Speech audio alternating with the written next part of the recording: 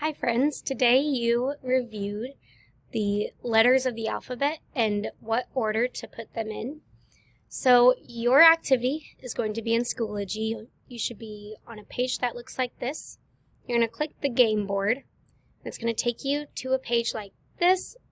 Has a blue button right here. I want you to click it and then it'll take you to your game. You should be doing this with another classmate or a few other classmates, and you're going to go first. To find out how many spaces you need to go, you press this video and then pause it, and the dice will have a number on it.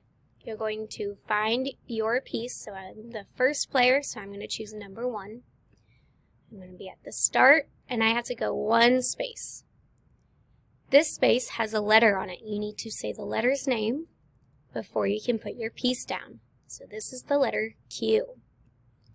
Once your piece is down, the next player goes, and you continue until someone gets to the finish line.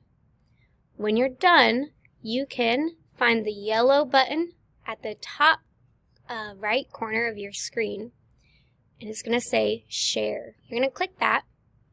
And you need to find your teacher's name. So if I am in Miss Colt's kindergarten class, I'm going to type in her name. I'm going to click it and then press this blue button to send it to her.